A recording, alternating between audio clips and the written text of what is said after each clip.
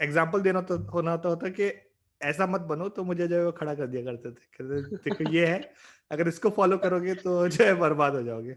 लेकिन फिर वही होती है, फीलिंग हो जाती है ना, ठुकरा के मेरा प्यार मेरा इंतकाम देखेगी। तो अगर मैंने अब ये स्टेप नहीं लिया तो अपनी ज़िंदगी में कभी ये स्टेप नहीं ले पाऊँगा। करीब 180 190 जॉब्स के लिए जो है वो अप्लाई किया, बट कोई जॉब ही नहीं मिली। रात में मैं अखबार जो है वो वो करता था, फेंक के आया करता था घरों में।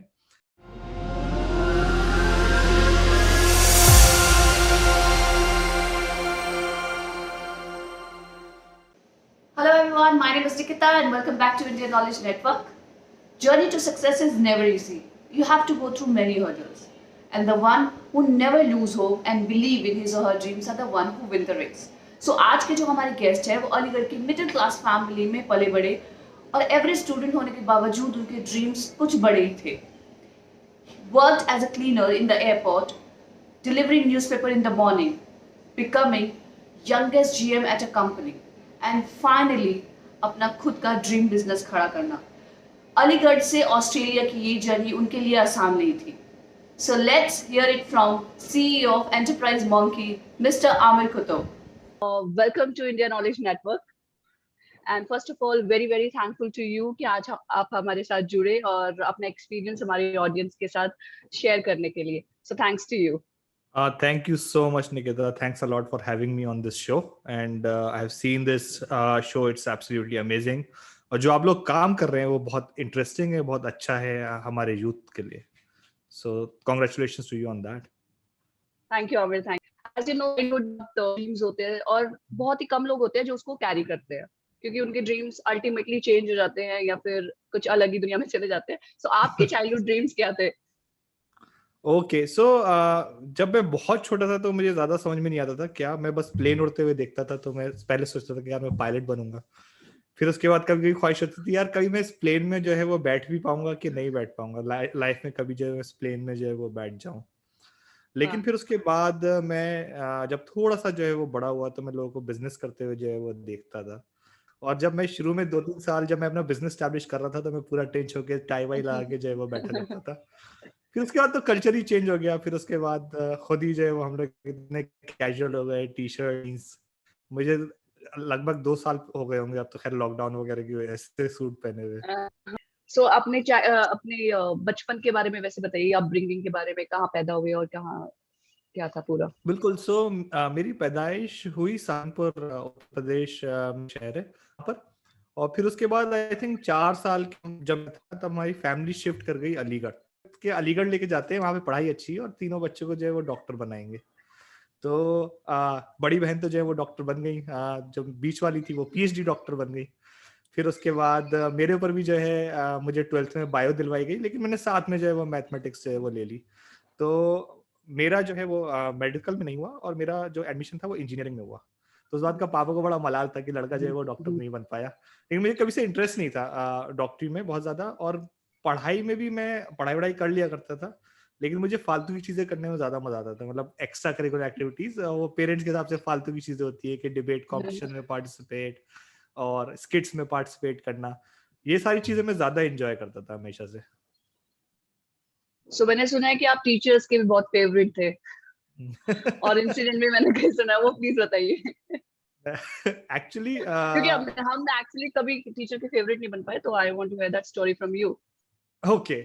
सो वो टीचर का ऐसे फेवरेट था कि वो जब भी कोई एग्जाम्पल देना तो होना तो होता कि ऐसा मत बनो, तो मुझे जो है वो खड़ा कर दिया करते थे. कहते देखो ये है, अगर इसको फॉलो करोगे तो जो है बर्बाद हो जाओगे. एक बार मेरे आई थिंक मेरी इंजीनियरिंग फर्स्ट ईयर की बात थी. उन्होंने मुझे जो है मेरे टीचर ने सिंगल आउट करके जो है वो मुझे क्लास में खड़ा किया. बिकॉज फर्स्ट ईयर में जब मैं इंजीनियरिंग में पहुंचा था, मेरी पढ़ाई में जो है वो मन लगना जो है वो थोड़ा सा कम हो गया था, क्योंकि मैं समझ में नहीं आ रहा था मैं पढ़ क्यों रहा हूँ. मैं मैकेनिकल इंजीनियरिंग कर रहा था, लेकिन ये ब्रांच ली क्यों है, इससे पढ़ाई में फायदा क्या होगा, वो सब कुछ मैं समझ में नहीं आता था. तो थोड़ा सा डिप्रेशन में चला गया था. मार्क्स वगैरह भी मेरे जो है अच्छे नहीं आते थे. तो मुझे बोला खड़े होके कि तुम पढ़ाई लिखाई में अच्छे नहीं हो, तुम अपनी जिंदगी में जो है वो कुछ नहीं कर पाओगे. और वो जो है मेरे लिए काफी एम्बैरेसिंग था कि मतलब पूरी क्लास के सामने. अब पहली बार जो है वो 12th तक हम बॉयज कॉलेज में पढ़े थे, पहली बार जो है वो एक कोएड जो है माहौल मिला था. और कहते हैं ना एकदम बेइज्जती, गजब बेइज्जती है यार। तो वो एग्जैक्टली। गजब बेइज्जती जो है वो हो गई थी उस वक्त। तो उससे मेरा अच्छा। काफी मोरल जो है वो डाउन हुआ। और ये थोड़ा सा पैटर्न्स रहा कि मतलब ऑफ कोर्स कुछ टीचर्स अच्छे थे जिन्होंने इनकरेज किया, but most of the teachers जो है मुझे काफी डिस्करेज करते थे कि मैं क्लास में अंदर कम रहता था, क्लास के बाहर ज्यादा रहता था। और वो बोलते थे ये सब एक्स्ट्रा करिकुलर एक्टिविटीज वगैरह से कुछ नहीं होता, तुम पढ़ाई लिखाई में ध्यान लगाओ। बट मेरी तरफ से ना ऐसी सिचुएशन में सबका कॉन्फिडेंस बूस्ट अप होना चाहिए अकॉर्डिंग टू मी। अच्छा, ऐसा क्यों? ऑब्वियसली मतलब बेइज्जती को फिर आप जो नेगेटिव चीज आती है फिर उसको हम पॉजिटिव वे में कि ठीक है मैं अब करके ही दिखाऊंगा या दिखाऊंगी absolutely. So that so mechanical student थे आप एंड आपने सोशल नेटवर्क खोला। सो ये पढ़ाई से मतलब दूर होने के तरीके थे आपके। हाँ बिल्कुल बिल्कुल, वो दिमाग में खुराफाते जो है वो आती रहती थी। तो एक आइडिया आया यार यूनिवर्सिटी को कनेक्ट करने के लिए कुछ जो है वो किया जाए। तो फिर उसके बाद लोगों ने बड़ा जो है मजाक बनाया कि भाई तुम तो मैकेनिकल इंजीनियर हो, तुम्हें कोडिंग वोडिंग तो आती नहीं है, कैसे करोगे? लेकिन फिर वही होती है, फीलिंग हो जाती है ना, ठुकरा के मेरा प्यार मेरा इंतकाम देखेगी। तो एग्जैक्टली। तो फिर ये था कि नहीं यार लाइफ में कुछ ना कुछ तो करना ही है। मतलब ये नहीं पता था कि क्या क्या करना है, लेकिन कुछ ना कुछ तो करना ही है। तो बस इसी तरीके से कोडिंग सीखना जो है वो स्टार्ट करी, सिर्फ ये सोशल नेटवर्क बनाने के लिए। कभी ये नहीं था कोडिंग में अपना करियर बनाना है, बस ये जुनून था कि सोशल नेटवर्क जो है वो बनाना है। और उस वक्त सोशल नेटवर्क था भी नहीं, मतलब फेसबुक नया नया आया था, ऑर्कुट जो है वो हुआ करता था उस जमाने में। तो उस वक्त पूरी जो है वो कोडिंग सीखी, एक सीनियर थे उनके साथ बैठ के लग के, और 3 महीने में जो है वो सोशल नेटवर्क हम लोगों ने बनाया। और जब वो बनाया तो वो इतना ज्यादा जो है वो हिट हुआ, उस पर सब लोग जो है वो आ गए, एक साथ इंटरेक्ट करने लगे, और एकदम से जो है बड़ी पॉपुलैरिटी मिली। तो तब लगा कि यार मतलब मैं कुछ है अपनी भी कुछ इज्जत है। और हाँ कर सकते हैं वो इज्जत बना ली वो जो टीचरों ने बिगाड़ दी थी अब मैंने बना ली है। हाँ एब्सोल्युटली। तो फिर अब आपको जिस चीज में थोड़ी वो मिलता है ना, सक्सेस मिलती है या थोड़ा सा वो मिलता है, तो फिर आपका मन उस तरफ जो है वो ज्यादा लगने लगता है। तो पढ़ाई से और मेरा मन जो है वो हटता चला गया, और मेरा मन जो है वो इन्हीं सब चीजों में जो है वो ज्यादा लगने लगा। सो जो सोर्स है नॉलेज के सोशल नेटवर्क के लिए वो कहाँ से आप कहाँ से आते थे वो? वो तो जो है इट्स जस्ट दैट के लोगों से बात करके, और फिर उसके बाद खुद ही जो है इंटरनेट पे मैं सर्च करता रहता था बाकी जगह पे क्या हो रहा है। और मुझे ना हमेशा से बहुत सर्च करके गूगल सर्च करने का बहुत शौक था। तो बीटेक में तो खैर पहली बार कंप्यूटर मिला था, उससे पहले मैं साइबर कैफे जाया करता था और बैठ के जो है वो चीज़ें सर्च करता रहता था। वहीं से जो है मुझे काफ़ी चीज़ें सीखने को मिली। सो आपने होंडा में भी जॉब किया और वहां से भी रेजिग्नेशन दे दिया। तो ऐसा है कि भगवान ने आपकी जो लिस्ट में दिए थे आपने सबको हटा हटा के नहीं मैं ये भी नहीं करूंगा ये भी नहीं करूंगा मैं कुछ अलग ही ट्रैक पे जाऊंगा, ऐसा हमेशा क्यों? एक्चुअली मैं कोशिश करता था कि मैं रास्ता को फॉलो करूं, जैसे सबने बोला मैकेनिकल एवरग्रीन ब्रांच है, तो मैंने कोशिश करता था। लेकिन जब मैं पहुंचता था तो मुझे बहुत बुरा सा लगने लगता था। तो जब मेरा बीटेक खत्म हुआ तो मैंने सोचा अब जो है कि मुझे कोर फील्ड में जॉब करनी चाहिए। तो मेरा पहले टीसीएस में सिलेक्शन हुआ था, जो कि कंप्यूटर फील्ड है, जो कि मुझे शायद ज़्यादा पसंद आती, लेकिन मैंने कहा कि नहीं कोर फील्ड में जॉब करनी है, घर वालों ने भी बोला है कि कोर फील्ड में जॉब करो। तो मैंने ऑफ कैंपस जॉब सर्च करके मुझे होंडा में जॉब मिल गई। अब मैंने जॉब ज्वाइन तो कर ली, लेकिन वहां मुझे ये महसूस होने लगा कि मेरी जो स्किल्स हैं, जो मेरे टैलेंट हैं, वो पूरी तरीके से यूटिलाइज नहीं हो रहे हैं। और वो चीज मेरे लिए जो है वो हमेशा बहुत प्रॉब्लमेटिक हो जाती है, जब मुझे लगता है कि मैं अपने सारे टैलेंट्स को, अपने सारे स्किल्स को जो है वो यूज नहीं कर पा रहा हूँ। वहां पे जो है वो बड़ी घुटन जो है वो मुझे महसूस होने लगी। मुझे बस ये था कि मुझे यहाँ से किसी तरीके से बाहर निकलना है। और फिर उसके बाद 1 साल तक तो मैंने वहां पे वर्क किया। वहाँ पे भी मैंने काफ़ी सिस्टम्स बनाए, उनके पूरे डॉक्यूमेंटेशन मैनेजमेंट सिस्टम को जो है मैंने पूरा ऑटोमेट किया। लेकिन उसके बाद मुझे कोई ग्रोथ नहीं मिली, तो फिर उसके बाद मैं एक दिन बस सुबह उठा और जाके मैंने रेजिग्नेशन जो है वो टाइप किया और अपने मैनेजर को दे दिया। मैंने कहा बस अब इससे ज़्यादा काम नहीं कर सकता। तो उस टाइम डर नहीं लगा कि फैमिली का क्या रिएक्शन होगा? वेल एक्चुअली उसी डर की वजह से जो है वो क्या कहते हैं, पूरा 1 साल जो है वो मैं काम करता रहा, क्योंकि मैं बोलता था मुझे छोड़ना है छोड़ना है, वो हो नहीं पाता था। लेकिन जब फिर ये समझ में आया कि यार अगर मैंने अब ये स्टेप नहीं लिया तो अपनी जिंदगी में कभी ये स्टेप नहीं ले पाऊंगा।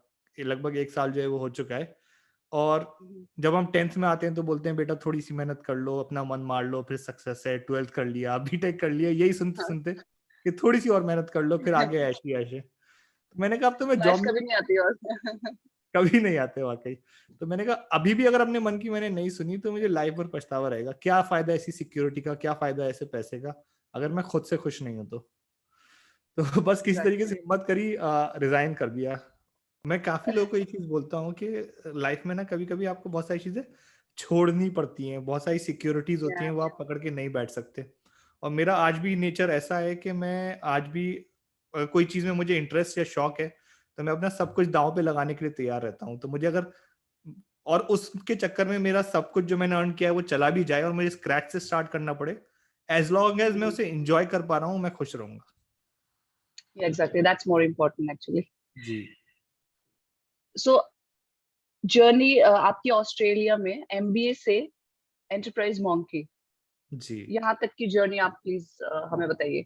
बिल्कुल। तो मैंने जब होंडा में जॉब छोड़ी तो मैंने जॉब तो छोड़ दी, लेकिन मुझे समझ में नहीं आया कि अब क्या करूं मैं, क्योंकि मुझे आइडिया नहीं था। मुझे था कि हाँ बिजनेस करना है, होता है ना, लोग बोलते हैं अरे बिजनेस करेंगे अपना खुद का। तो उतनी ही मेरी नॉलेज थी बिजनेस की, लेकिन क्या बिजनेस करना है, कैसे करना है, होता कैसे, कोई आइडिया नहीं था।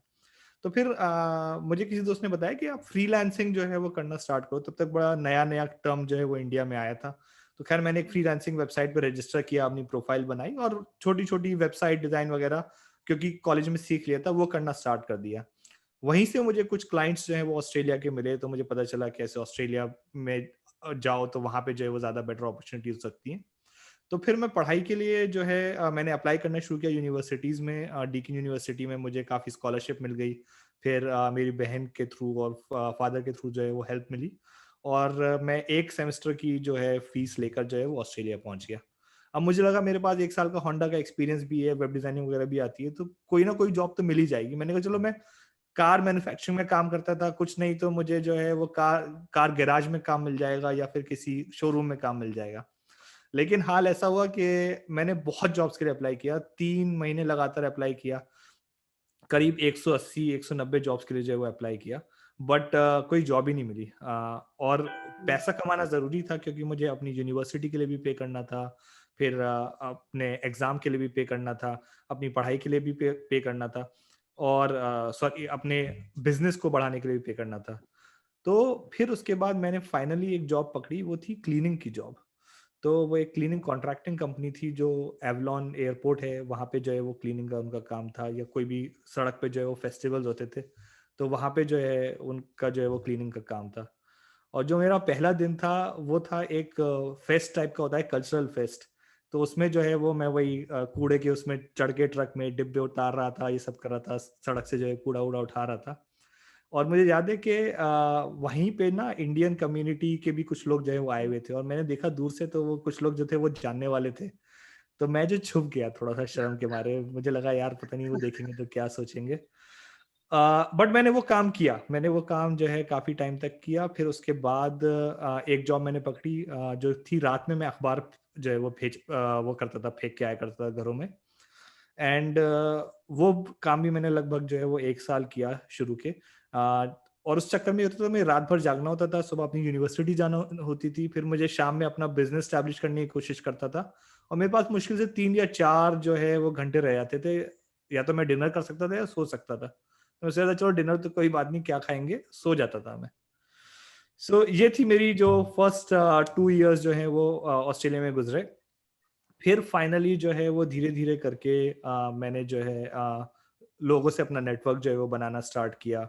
लोगों के पास जाया करता था, अपने कार्ड दिया करता था, बसेस में, ट्रेन्स में, हर किसी को पकड़ पकड़ के बताता था कि मैं जो है वो बिजनेस कंसल्टेंट हूँ, मैं ये सर्विस दे सकता हूँ, आप प्लीज मुझे एक बार आके काम करने का मौका दो।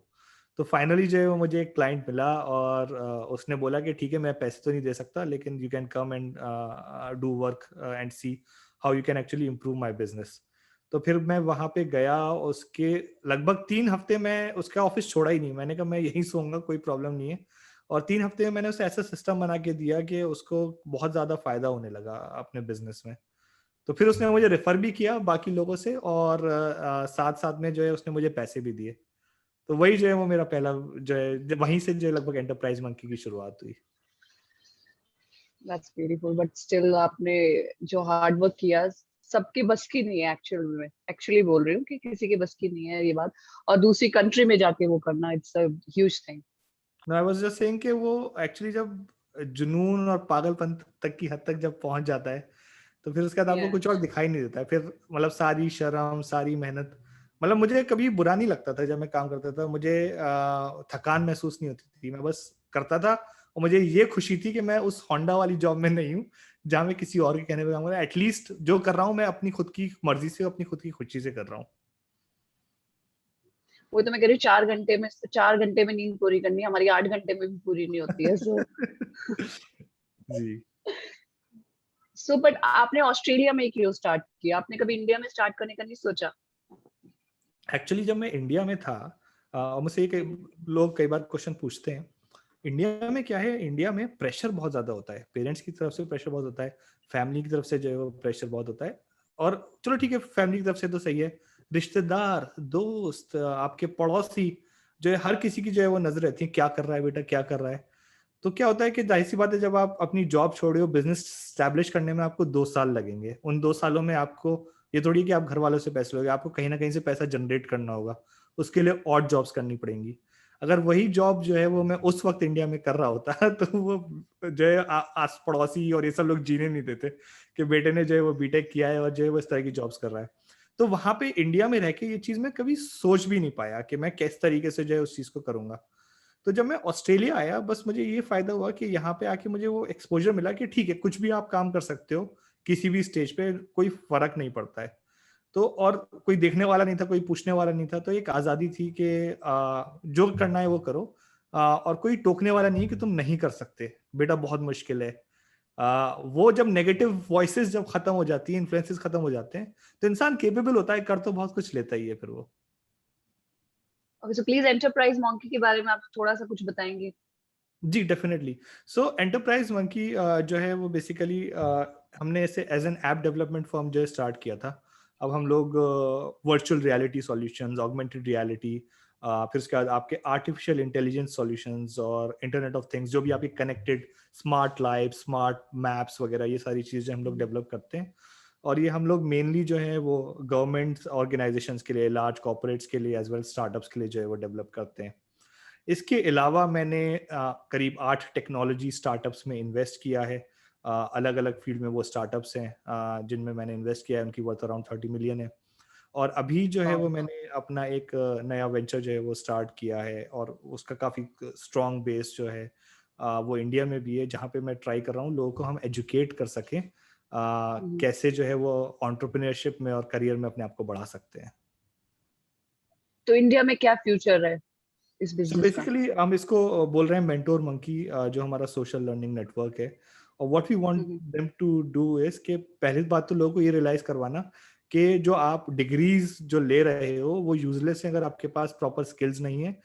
और हम्म, दूसरी बात, ये आपका एजुकेशन सिस्टम ऑलरेडी फेल हो चुका है, इतने सारे लोग ग्रेजुएट हो रहे हैं, उनके पास जॉब्स नहीं है, मतलब बहुत बड़ा गैप है।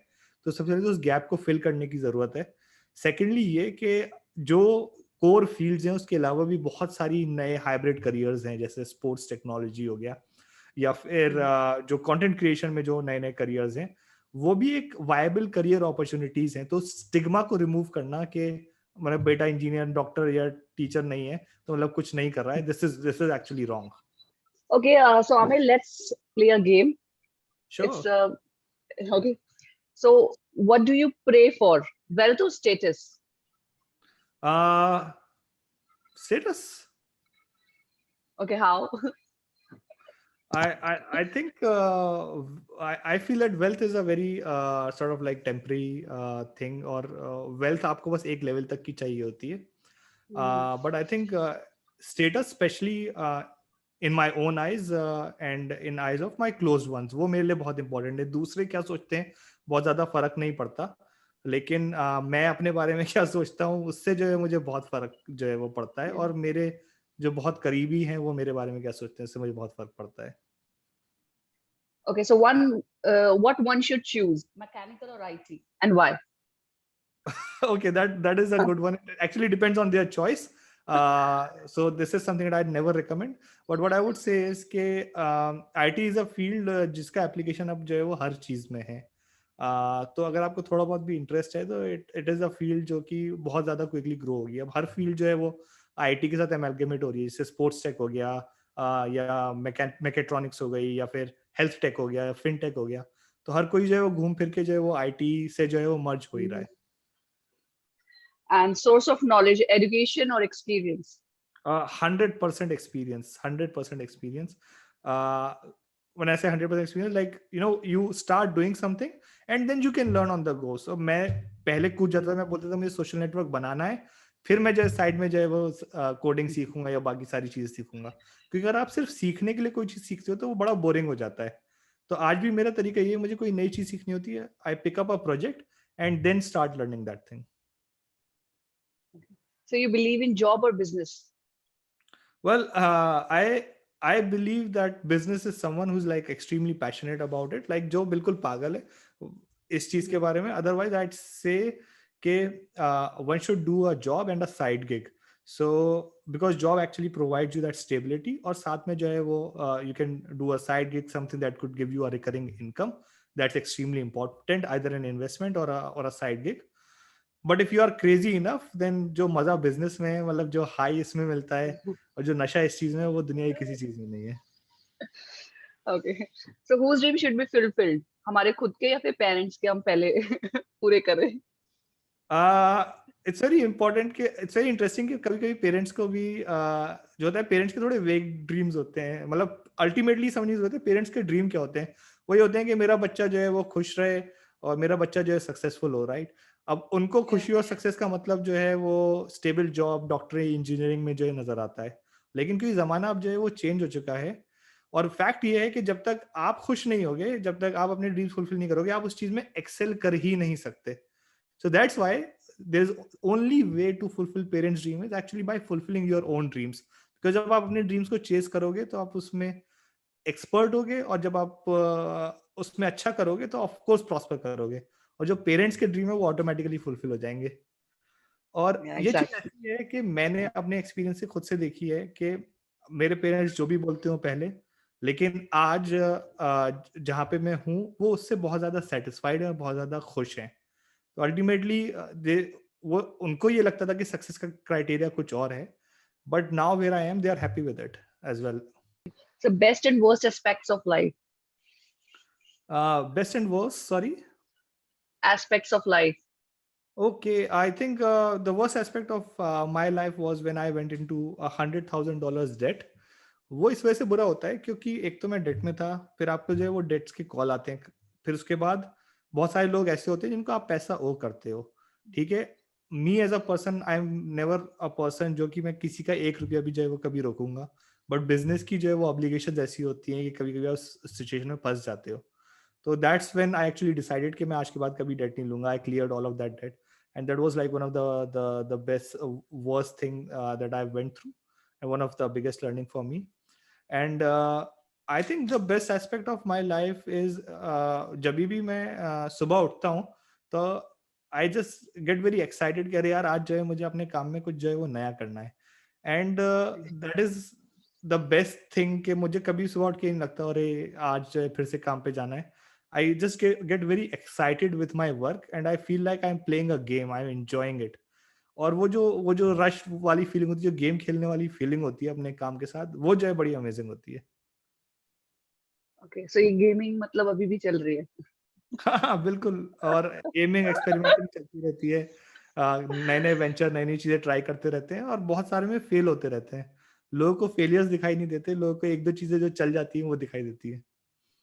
Yeah, exactly. So any please give a message to our audience. Okay, so I think मेरा मैसेज बहुत सिंपल ये है कि कभी बहुत बार जो है वो हम लोग दूसरों को देख के सोचने की कोशिश करते हैं इसने ये किया, तो आई थिंक यही जो है वो सही बात है। जरूरत ये है कि हम अपने अंदर झांक के देखें कि हम वाकई क्या चीज करना चाहते हैं, हम किस चीज में अच्छे हैं, और उस चीज में जो है उस चीज को अगर आप परस्यू करोगे तो आप डेफिनेटली सक्सेसफुल होगे।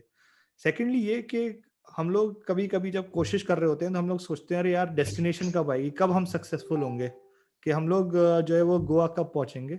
ये वेट मत करो कि आप गोवा कब पहुंचोगे, जो आपकी रोड ट्रिप है उसको एंजॉय करो, जो आपका जर्नी है उसको एंजॉय करो। तो अगर मैं इस चीज के चक्कर में लगा रहता कि मैं जो है कब सक्सेसफुल बिजनेसमैन बनूंगा, तो मैं अपनी लाइफ के 5-6 साल ऐसे ही खो देता। व्हाट आई डिड वाज कि I was enjoying every day that I was struggling for it, क्योंकि मुझे पता था मैं वो चीज कर रहा हूँ जो मैं करना चाहता हूँ. तो वो जो जर्नी है वो एंजॉय करना बहुत ज्यादा इंपॉर्टेंट है. Okay, thank you so much Aamir हमारे साथ जुड़ने के लिए और अपनी एक्सपीरियंस, अपनी जर्नी और सब कुछ शेयर करने के लिए हमारे ऑडियंस के साथ. So very very thankful to you. Thank you so जय much हिंद. for having me on the show. It was very nice talking to you.